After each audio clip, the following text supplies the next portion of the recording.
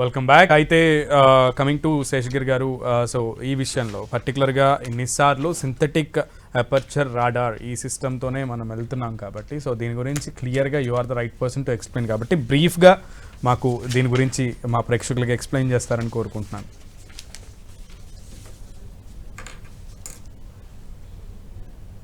Sir మీరు మ్యూట్లో ఉన్నారు, ప్లీజ్ అన్మ్యూట్ చేసి చెప్పండి.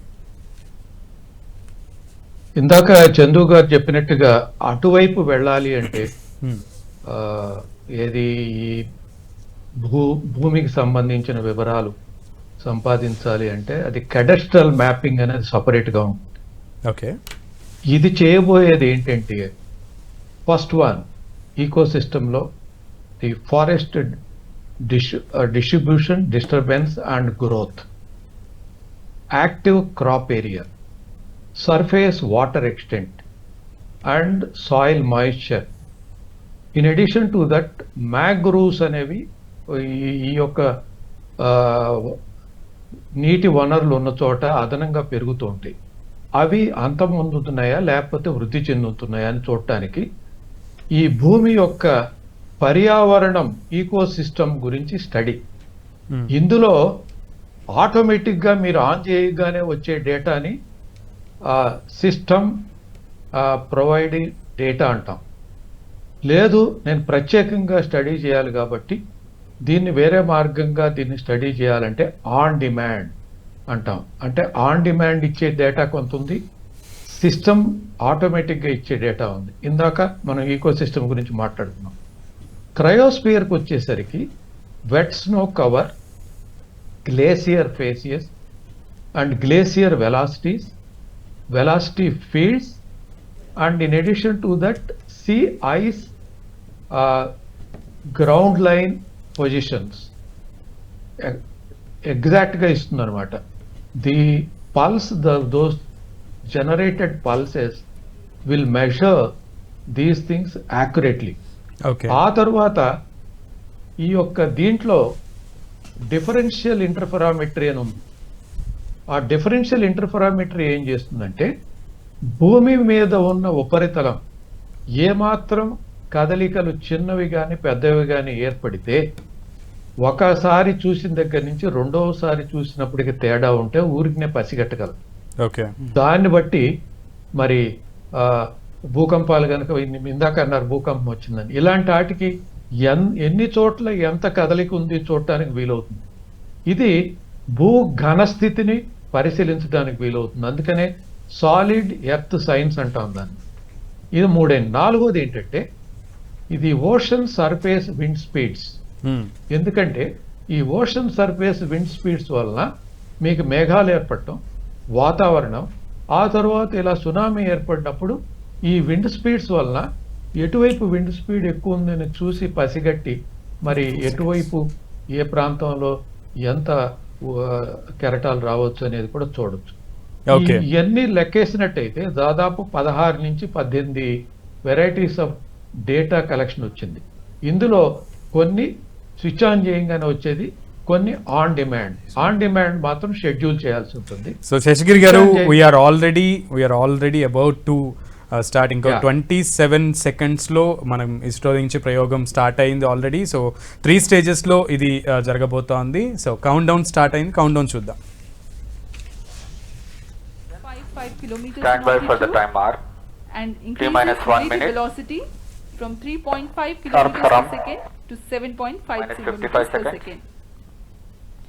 An operational philosophy unique to the GSLV F-16 NISAR mission is that Cust stage is operated by 11% for the duration of 405 seconds. About 11 minutes into flight, the cryogenic upper stage shuts down. The satellite NISAR is separated injected into an altitude of 745.5 kilometers with a relative velocity of 7.57 kilometers per second. Minus 25 seconds. We are mere 25 seconds from the launch. All movies open. Minus 20 seconds. सभी दर्शक हमारे साथ बने रहिए. सर्वप्रथम T- 4.8 seconds पर L40 का प्रज्वलन हम देखेंगे. 10, 9, 8, 7, 6, 5, 4, 3, 2, 1, 0. All L40 engines generating nominal thrust. S139 motor Plus 5 ignited. seconds. That's a Speed magnificent tracking. tracking of the Plus 5 GSLV Lift off F-16 normal. NISAR mission. The deafening roar of GSLV and Sure, beautiful 15 seconds. silhouette brightening the Sriharikota sky. जी हाँ, अभी आपने देखा चारों L40 First stage तथा core performance booster normal. S139 का सफल प्रज्वलन 25 seconds. और GSLV F-16 का उत्थापन द्वितीय प्रमोचन मंच से और ये अपने गंतव्य की ओर बढ़ता हुआ। हम यहाँ कंपन महसूस कर पा रहे हैं मिशन नियंत्रण केंद्र पर। The first stage of GSLV with S139 solid core motor and 4 L40 liquid strap-ons thrusting together. 7,800 kilonewton cumulative thrust. First stage performance normal. Sharwan is in main auto. The day of launch Plus wind 1 biasing minute. program that is fed into the onboard computers helped the rocket to Shah veer 2 is through in the main auto. atmosphere with minimal aerodynamic loads. प्रथम चरण का core booster लगभग 100 seconds तक प्रज्वलित रहेगा तथा L40 चरण 150 second तक प्रज्वलित रहकर शांत हो जाएंगे। तत्पश्चात इसे यान से पृथक कर दिया जाएगा। वर्तमान में सभी तंत्र सामान्य निष्पादन करते हुए और यान अपने अपेक्षित पथ का अनुकरण करता हुआ First जा stage रहा है। performance normal. Currently, the rocket is in open loop guidance. Shar ground station is tracking.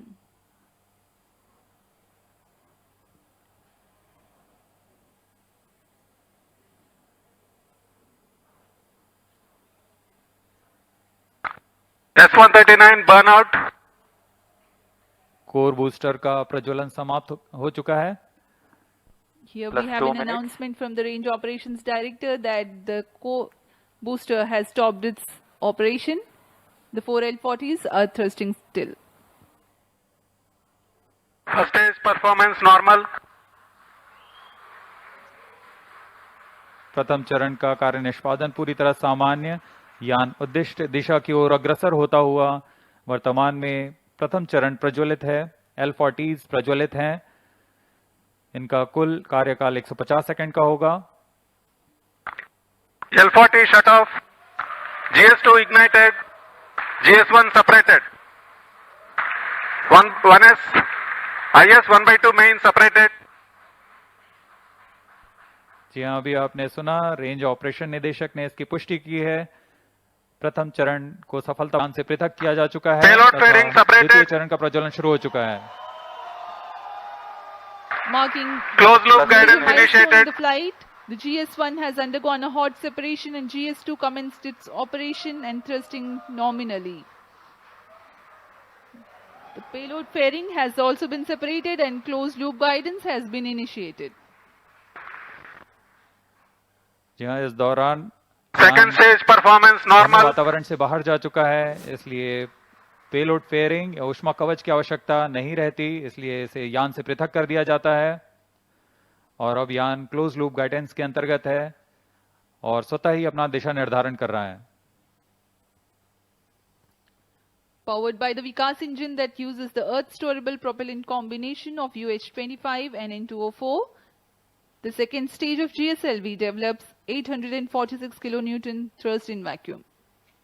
Burn time for this mission of GS2 is 140 seconds.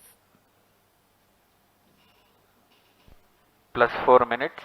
दर्शकों का उत्साह देखते ही बनता है यहाँ पर सभी Second उत्साहित stage इस प्रमोशन performance को लेकर। normal. द्वितीय चरण सामान्य निष्पादन करता हुआ अग्रसर है अपने उद्दिष्ट कक्षा की ओर।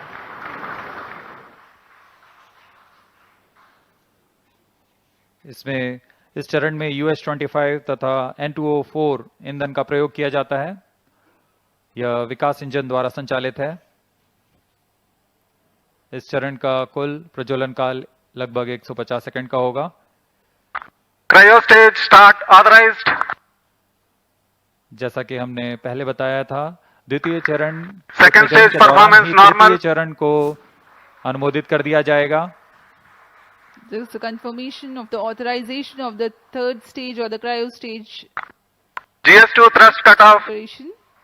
The GS2 second stage separate. has completed Cut its stage ignition operation and was commanded. jettisoned from the ongoing vehicle.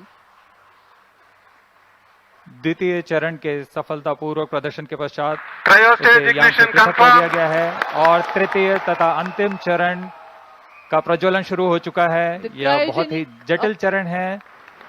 इसके साथ ही दर्शकों का उत्साह, यह अंतिम चरण है जो उपग्रह को उद्दिष्ट कक्षा की ओर ले जाएगा। The cryogenic upper stage has commenced its operation. Cryo stage operating at operated level. The Cus stage with CE 7.5 engine with liquid hydrogen as fuel and liquid oxygen as oxidizer with a nominal thrust of 73.55 kilonewton. In this mission, there will be a thrust abatement of 11%, that is Cryo stage performance normal. 81.64 kilonewtons for about 405 seconds. Plus 6 minutes.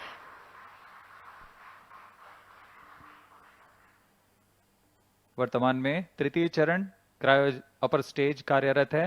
इस दौरान यह लगभग 75 kilo Newton का प्रणोद उत्पन्न कर रहा है। यह चरण लगभग 850 सेकेंड्स तक जारी रहेगा।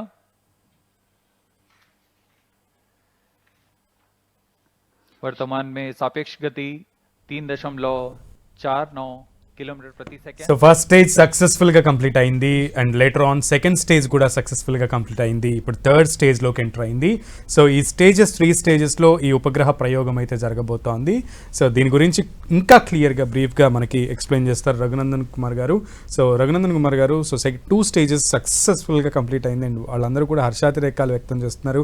But third stage is long stage and అలాగే క్రూషియల్ స్టేజ్ కూడా. సో దీని గురించి చెప్పండి. అవునండి, ఇప్పటిదాకా జరిగిన విషయం కనుక మనం మాట్లాడినట్లయితే అనుకున్నట్టు విధంగానే ఈ యొక్క జిఎస్ఎల్వి F-16 తన పనిని మొదలుపెట్టిందండి.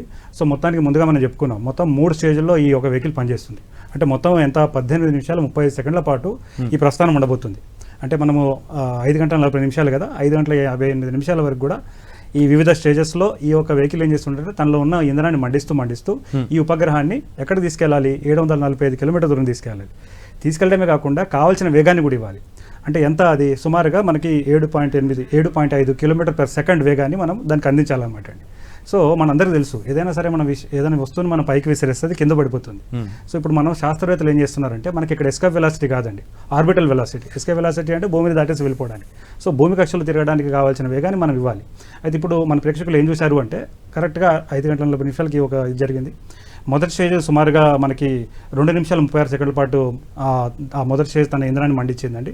అండ్ అక్కడ దానికి టార్గెట్ ఏంటంటే శాస్త్రవేత్తల ముందు భూమి నుంచి 108 కిలోమీటర్లు తీసుకెళ్ళాలి. 108 కిలోమీటర్లు తీసుకెళ్ళడమే కాకుండా సెకండ్కి 2 కిలోమీటర్ల వేగం దానికి అందించాలి. ఒకసారి ఆ స్టేజ్ తన పనిని కంప్లీట్ చేసిన తర్వాత అది విడిపోయి సముద్రంలో పడిపోతుంది. తర్వాత ఇమీడియట్గా రెండో స్టేజ్ బిగిన్ కావాలి. ఈ రెండో స్టేజ్ ఎంత, అది కూడా సుమారుగా మనకి 2 నిమిషాలు 24 సెకండ్ల పాటు మనం చూసామండి. అది మండుతూ తీసుకెళ్ళింది. ఇక్కడ శాస్త్రవేత్తల ముందు టార్గెట్ ఏంటంటే మొదటి స్టేజ్ అయిపోయి సెకండ్ స్టేజ్ అయిపోయేలోగా భూమి నుంచి 345 కిలోమీటర్కి వెళ్ళాలి. అండ్ ఈ స్టేజ్ కంప్లీట్ అయిపోయేలోగా 3.5 కిలోమీటర్ ప్రతి సెకండ్ ఒక వేగం రావాలి దీనికి. సో ఇవన్నీ కూడా చాలా సజావుగా జరిగినాయండి. ముఖ్యంగా చెప్పాలంటే ఈ పేలోడ్ ఫేరింగ్లో మనం లాంచ్ అయ్యేటప్పుడు మనం చూసాం, ఇలా మనకి ఒక ఆగ్లైట్ షేప్లో ఒకటి క్లోజ్ అయ్యి ఉంది. అంటే ఏమవుతుందంటే భూమి నుంచి 100 కిలోమీటర్ వరకు మీకు చాలా రెసిస్టెన్స్ ఉంటుంది. అట్మాస్ఫియర్ ఏం చేస్తుంది అంటే ఈ యొక్క మన ఎలక్ట్రానిక్స్ అంతా కూడా డిస్ట్రాయ్ అయ్యే అవకాశం ఉంటుంది. కాబట్టి శాస్త్రవేత్తలు ఏం చేస్తారు, ఈ యొక్క ఉపగ్రహాన్ని అందులో ఇట్లా పెడతారు. సో 100 కిలోమీటర్ తర్వాత మీకు అవసరం లేదనమాట. సో అక్కడి నుంచి ఇక అంటే 100 కిలోమీటర్ దాటిన తర్వాత మీకు the satellite is expose to space and అది వెళ్తుంది అనమాట. ఇది కూడా సజావుగా జరిగింది. ఎందుకు ఇంతగా మనం దీని గురించి చెప్పుకుంటున్నాం అంటే గతంలో ఏం జరిగిందంటే ఒకసారి ఇది ఓపెన్ కాలేదు, అయిపోయి ఇదైంది. సో ఇప్పటిదాకా అంతా కూడా మనకి శుభవార్తని మనం చూస్తూ ఉన్నామండి. అండ్ ఇప్పుడు చాలా క్రూషియల్ స్టేజ్ ఈ క్రయోజెనిక్ ఇంజన్. ఇక్కడ మీరు చూడండి, ఇక్కడ టాస్క్ ఏంటంటే సెకండ్కి 3.5 కిలోమీటర్ల వేగంతో ప్రయాణిస్తుంది. దగ్గర దీన్ని ఏం చేయాలి, 3.5 నుంచి 7.5 దాకా దాన్ని ప్రొపెల్ చేయాలి, అంత థ్రస్ట్ ఇవ్వాలి. అదే కాకుండా 345 కిలోమీటర్లు అంటే రెండో స్టేజ్ అయిపోయే వరకు వెహికల్ 345 కిలోమీటర్ దూరంలో ఉంది. అక్కడి నుంచి ఇది 745 కిలోమీటర్కి తోసుకెళ్ళాలి. సో ఇదంతా కూడా ఈ సామర్థ్యం ఈ జిఎస్ఎల్విలో మీకు ఏంటంటే పిఎస్ఎల్వి మనం నార్మల్గా వాడుతున్నాం. జిఎస్ఎల్వి ఏంటంటే పిఎస్ఎల్వికి మీకు కేవలం 2000 కిలోమీటర్ అత్యధికం, అంటే 1800 కిలోలు మాత్రమే అది మోయగలుగుతుంది. సో జిఎస్ఎల్విలో ఏంటంటే దీనికి ఉన్న ఈ క్రయోజెనిక్ వ్యవస్థ ఇదంతా ఉండడం వల్ల ఎక్కువ బరువును మోయగలుగుతుంది. సో ఈ ఒక మిషన్ మనం చూసుకున్నట్లయితే ఈ ఉపగ్రహం మనకి దగ్గర 3000 కిలోల దాకా ఉన్నదన్నమాట. కాబట్టి దీన్ని శాస్త్రవేత్తలు ఈ ఒక వెహికల్ని వాడారు. సో ఇప్పటిదాకా అది జరిగిందండి. సో ఇప్పుడు ఈ యొక్క ఫైనల్ స్టేజ్ ఈ క్రయోజెనిక్ ఇంజన్ కూడా మన దేశంలో నిర్మించింది. దీనికోసం మన శాస్త్రవేత్తలతో వ్యయ ప్రయాసాలు పడ్డారు. ఇందాక మనం శేఖర్ సార్ మనకు చెప్పారు, వారు అక్కడ మిషన్ డైరెక్టర్గా వారు పనిచేశారని చెప్పేసి. అట్లాంటి ఎంతోమంది శాస్త్రవేత్తలు వారు ఎంతో త్యాగం చేస్తే కానీ ఈరోజు మనము ఈ పరిస్థితిని చూస్తాం అన్నమాట. ఈరోజు అమెరికా దేశం వచ్చేసి మనతో కొలాబరేట్ చేస్తున్న పరిస్థితి అంటే డెఫినెట్గా ఇది బికాస్ నిన్న ఇస్రో చైర్మన్ గారు అన్నారు, స్ట్రెంగ్త్ రెస్పెక్ట్ స్ట్రెంగ్త్, బలవంతుడే బలవంతుని గుర్తిస్తాడని చెప్పారు. సో దానికి ప్రత్యక్ష నిదర్శనమే ఈ యొక్క మిషన్ అండి. సో డెఫినెట్గా నెక్స్ట్ 13 నిమిషాలు కూడా సజావుగా మనకి కంప్లీట్ అయిపోయి ఈ యొక్క ఉపగ్రహం, ఎందుకంటే దగ్గర 13,000 కోట్ల రూపాయల ఒక శాటిలైట్ 12,525 కోట్లు, అదే కాకుండా 10 సంవత్సరాలు ప్లస్ అదే కాకుండా కోవిడ్లో ఈ శాస్త్రవేత్తలు చేసిన శ్రమ, డెఫినెట్గా హ్యాట్స్ ఆఫ్ టు ఇస్రో సైంటిస్టులు అండి. శేషగిరి గారు, సో ఈ విషయంలో 2 స్టేజెస్ సక్సెస్ఫుల్గా కంప్లీట్ అయ్యాయి, 3rd stage is running on. So Seshagiri గారు మీరు ఏం చెప్తారు? దీంట్లో కొన్ని అద్భుతాలు ఉన్నాయి. ఓకే, మొదటి అద్భుతం ఏంటంటే ఈ రాకెట్ బయలుదేరే ముందు మధ్యలో 139 టన్స్ ఉన్నటువంటి సాలిడ్ ఇంధనం గల మోటార్ ఉంటుంది. దాని చుట్టూత ఒక్కొక్కటి 40 టన్నులు ఉన్నటువంటి 4 లిక్విడ్ ఇంజన్లు ఉంటాయి. ముందు ఈ 4 లిక్విడ్ ఇంజన్ని ఫైర్ చేసినప్పుడు 4 లిక్విడ్ ఇంజన్లు 90% అండ్ అబౌవ్ థ్రస్ట్ జనరేట్ చేసేటైతేనే S-139 ఇగ్నైట్ చేస్తారు, లేకపోతే ఇగ్నైట్ చేయరు, ఫ్లైట్ అవసరమైతే ఆపేస్తారనమాట. సో అది సజావుగా జరిగింది. ఇప్పుడు మనం ద్రవ ఇంధనము, ఘన ఇంధనము, ద్రవ ఇంధనము, ఆ తర్వాత క్రయోజెనిక్స్ చూస్తున్నాం. ఇప్పుడు క్రయోజెనిక్ స్టేజ్ జరుగుతోంది.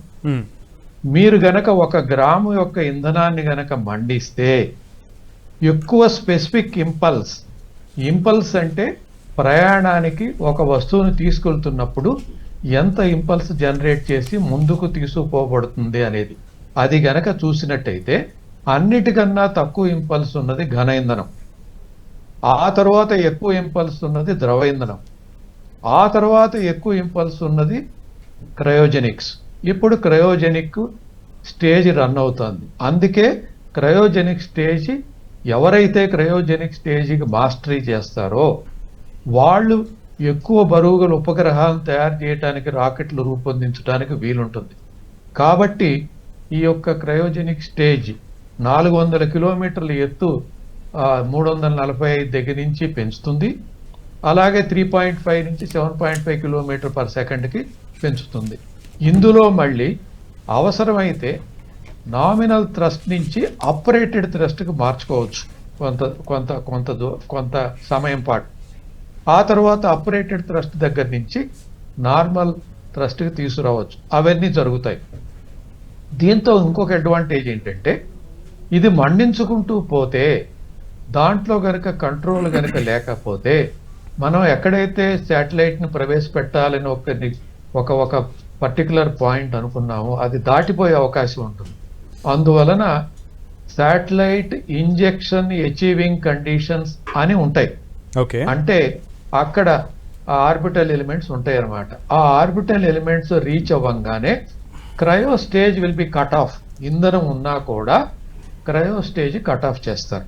అప్పుడే ప్రిసైజ్గా మనం అనుకున్నట్టుగా 745 కిలోమీటర్ల సర్క్యులర్ ఆర్బిట్లో పెట్టడానికి వీలుంటుంది. ఆ కట్ ఆఫ్ చేయటం కూడా సాఫ్ట్వేర్ డ్రివెన్ అనమాట. ఆ తర్వాత మీరు అడగొచ్చు, ఈ కట్ ఆఫ్ చేస్తే మరి ఆ కట్ ఆఫ్ చేసి సపరేట్ అవుతుంది కాబట్టి ఆ సపరేట్ అయిన క్రయోజెనిక్ మోటార్లో ఇంధనం ఉంటుంది కదా, అది ఏం చేస్తారు అని. అది సపరేట్ అయిన తర్వాత ఈ క్రయోజెనిక్ మోటార్ కూడా ఆర్బిట్లో తిరుగుతూ ఉంటుంది. దాన్ని ఏం చేస్తారు అంటే మండించకుండా నాజిల్స్ అన్ని వదిలేసి ఆ యొక్క ఇంధనాన్ని వదిలేస్తారు. ఓకే, సో దానివల్ల ఉపయోగం ఏంటంటే ఆ తర్వాత ఏదైనా ప్రమాదాలు ఏర్పడి ఇలాంటి స్పెంట్ స్టేజెస్ అది ఏదన్నా మరి ఎక్స్ప్లోడ్ అయ్యి డెబ్రిస్ క్రియేట్ చేయటం కాకుండా దీన్ని ఏమంటారంటే safe disposal of the rocket parts అంటారు. అందులో కూడా మరి ఇస్రో వాళ్ళు అత్యంత ప్రావీణ్యత సంపాదించున్నారు. ఇంత Okay. మట్టుకు ఈ మధ్య కాలంలో జరుగుతున్న రాకెట్లన్నిటికీ ఆఖరి స్టేజ్ కూడా safe disposal of the rocket type గానే చేసుకుంటూ వస్తున్నారు. కాబట్టి ఈ విధంగా బాగా జరుగుతుంది అనడానికి అన్ని అవకాశాలు ఉన్నాయి. సో సాంబశివరావు గారు చూస్తున్నారు, సో చాలా హ్యాపీగా ఉన్నారు. సో ఇస్రో శాస్త్రవేత్తలందరూ కూడా క్లాప్స్ కొడుతున్నారు. వాళ్ళలో ఒక యాంగ్జైటీతో పాటు ఆనందం కూడా కనబడుతోంది. వాళ్ళ కృషికి దక్కుతున్నటువంటి గుర్తింపుగా కనబడుతోంది. సాంబశివరావు గారి చూస్తుంటే విజువల్స్ మీకు ఏమనిపిస్తోంది? బ్యూటిఫుల్ సునీల్ గారు. ఐ థింక్ కీర్తిశేషులు అబ్దుల్ కలాం గారు కనుక ఉన్నట్టయితే ఎంత సంతోషించేవాడు. ఆయన ఎప్పుడు అంటుండేవాడు అనమాట, మనం ఏది ఎక్స్పెక్ట్ చేసి ఏ ట్రాజెక్టరీ మనం క్రియేట్ చేస్తామో ఎక్స్పెక్ట్ చేస్తామో మన ఇంజిన్స్ అన్నీ కూడా మన రాకెట్స్ అన్నీ కూడా అలా పనిచేయాలి. అప్పుడే మనం టెక్స్ట్ బుక్ లాంచెస్ని సాధిస్తాము. టెక్స్ట్ బుక్ అనేవాడు అంటే ఏంటంటే మీరు ఏమైతే ఎక్స్పెక్ట్ చేశారో అదే జరుగుతుందనమాట, అదే జరగాలన్నమాట. ఇప్పటి వరకు ఆల్టిట్యూడ్ విషయంలో కానీ అక్కడ ఉన్నటువంటి స్పీడ్స్ విషయంలో కానీ పెర్ఫార్మెన్స్ ఆఫ్ లిక్విడ్ ఇంజిన్స్ కానీ లేదంటే ఇందాక మాట్లాడారు రఘునందన్ గారు, ఎప్పుడు ఎక్కడ ఏ పార్ట్ పనిచేయాలి. ఇప్పుడు మనం హీట్ షీల్డ్ అంటాం. హీట్ షీల్డ్ ఓపెన్ కాక ఒక లాంచ్ మనం ఫెయిల్ అయ్యాం ఇంతకుముందు గతంలో. అవును. Though it is a simple operation, who knows if something can go wrong, something will go wrong అన్నట్టుగా ఒకసారి మన మిషన్ ఫెయిల్ అయ్యాం బికాస్ ఆఫ్ హీట్ షీల్డ్. అలాగే ప్రతి అంశంలో కూడా అక్కడ మనకి అనౌన్స్ చేస్తున్నటువంటి ప్రతి స్టేజ్ కూడా చాలా చాలా క్రిటికల్, చాలా చాలా ఇంపార్టెంట్ ఆస్పెక్ట్స్ అవి. కాబట్టి ఇప్పుడు ఎక్కడున్నాం మనం? ఐ థింక్ మనం అనుకున్న ఆల్టిట్యూడ్ రీచ్ అయ్యాం.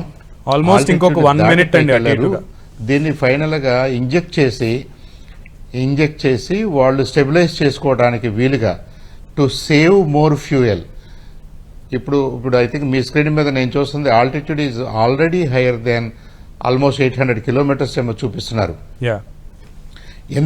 ఎందుకలా 747 దాటి మనం ఎందుకు వెళ్ళామంటే no I think now the altitude is showing it right now 700. ఒక్కసారి వాళ్ళు ఏం చెప్తున్నారు అనేది విందాం. Sambasivarao garu, will come back to you. Vehicle is at an altitude of 748 kilometers. ఎయిర్పోర్ట్లో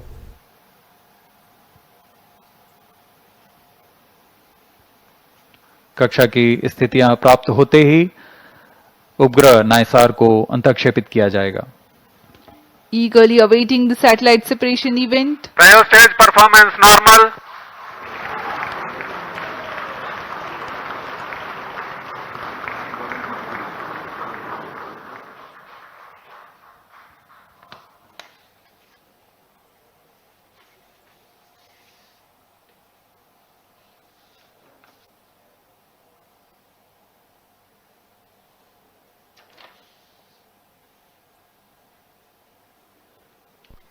Plus 18 minutes. वर्तमान में सापेक्ष गति 7.35 किलोमीटर प्रति सेकंड तथा ऊंचाई 745 किलोमीटर हो चुकी है. Stage performance normal.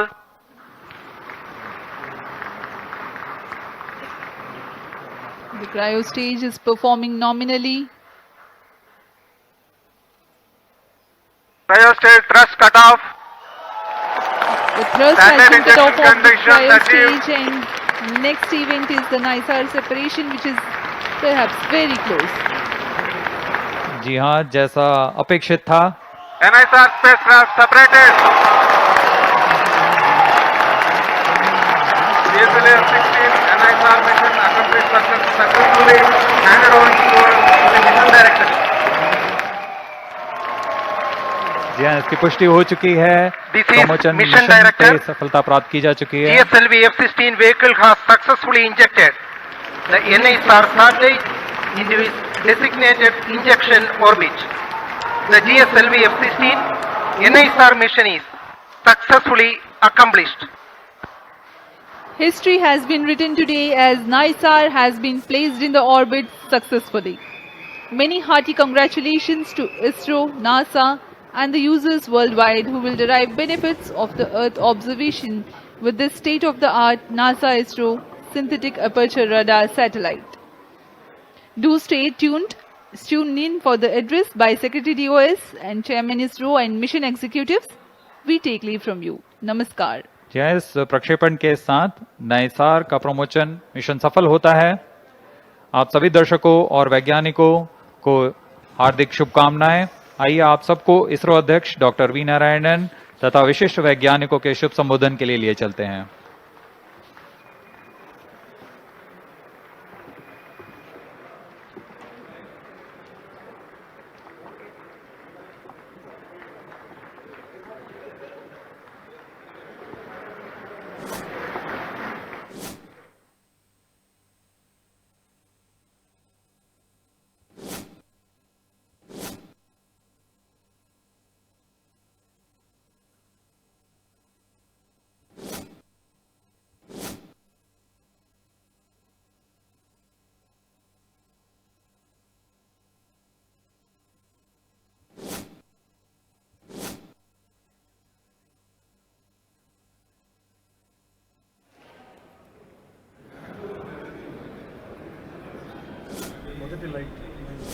So Nisar ఉపగ్రహ ప్రయోగం సక్సెస్ అయింది. షార్లో సెలబ్రేషన్స్ మనకి కనబడుతున్నాయి అండ్ మిషన్ ఈజ్ సక్సెస్ఫుల్ అని చెప్పేటువంటి అనౌన్స్మెంట్ కూడా మనం చూసాం. కాసేపట్లో ప్రాజెక్ట్ డైరెక్టర్ అలాగే చైర్మన్ కూడా మాట్లాడబోతున్నారు. సో ఇది సక్సెస్ అవడంతో అటు నాసా ఇటు ఇస్రో రెండు ద్వయంగా కలగలిసి కొలాబరేషన్లో చేసినటువంటి ఉపగ్రహ ప్రయోగం సక్సెస్ అవడంతో అందరూ కూడా చాలా ఆనందభరితంగా వారి యొక్క కష్టాన్ని శ్రమని మర్చిపోయి సెలబ్రేట్ చేసుకుంటున్నటువంటి దృశ్యాలు అందరినీ కూడా ఆనందింపజేస్తున్నాయి. దీని ద్వారా భారతదేశానికే కాదు యావత్ అటు అమెరికాకే కాదు యావత్ ప్రపంచానికి కూడా ఒక ప్రొటెక్షన్ లేయర్ ఉండేటువంటి ఆస్కారం ఉంటుంది. సో ఎప్పుడు ఏం జరిగినా ఎటువంటి మార్పులు వచ్చినా అటు హ్యూమన్ ఎర్రర్ అయినా ఇటు క్లైమేట్ ఎర్రర్ అయినా కూడా వెంటనే గుర్తించేటువంటి ఆస్కారం ఉండడంతో అందరూ కూడా ఒక సేఫ్ హ్యాండ్స్లో ఉండేటువంటి ధైర్యాన్ని ఈ నిసార్ ఉపగ్రహం మనకి ఇస్తుంది ధైర్యాన్ని. సో అది సక్సెస్ అవడంతో ఇప్పుడు అందరూ కూడా సెలబ్రేట్ చేసుకుంటున్నారు. So chairman is about to speak.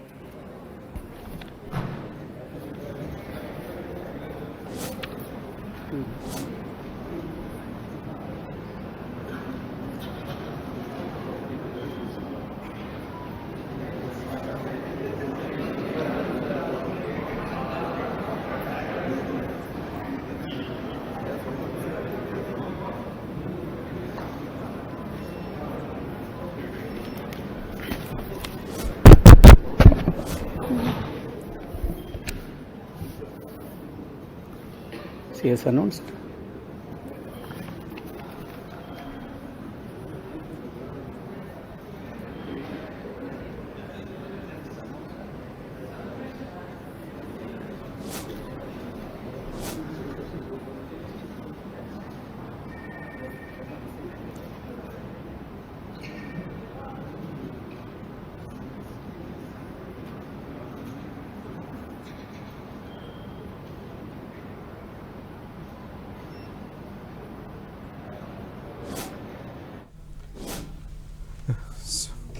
So సక్సెస్ఫుల్గా నిసార్ ఉపగ్రహ ప్రయోగం అయితే కంప్లీట్ అయింది. కానీ దీని వర్క్ స్టార్ట్ అవడానికి more or less maximum 60 to 70 days పట్టేటువంటి ఆస్కారం ఉంటుంది దీని వర్క్ని బిగిన్ చేయడానికి. సో అంబ్రెల్లా ఓపెన్ అవ్వాలి అండ్ సోలార్ ప్యానెల్స్ ఓపెన్ అవ్వాలి. సో దీనికి టైం పడుతూ ఉంటుంది. సో డిబేట్లో పాల్గొని ఇంతసేపు కూడా ఈ నిసార్ శాటిలైట్ గురించి వివరంగా చెప్పినందుకు ప్రత్యేకంగా మీ అందరి నాలెడ్జ్ మా ప్రేక్షకులకి చాలా ఉపయోగపడింది. అండ్ ఈ సక్సెస్ గురించి సింగిల్ వర్డ్గా ఏం చెప్తారు? ప్రాజెక్ట్ సక్సెస్ అయింది. సో రఘునందన్ కుమార్ గారు. అవునండి, ఇప్పుడైతే కక్షలోకి ప్రవేశపెట్టడం జరిగిందండి. దీన్ని నాటీ బాయ్ అని అన్నారు గతంలో. అదే కాకుండా యాక్చువల్గా మార్క్ 3 అయితేనేమో బాహుబలి కదా, బాహుబలి వాడితే బాగుండేది అనే పరిస్థితి నుంచి ఈ నాటీ బాయ్ కాదు, ఇది లాస్ట్ మిషన్ లోనే మెచ్యూర్డ్ మ్యాన్ అని చెప్పేసి ప్రూవ్ చేస్తుంది.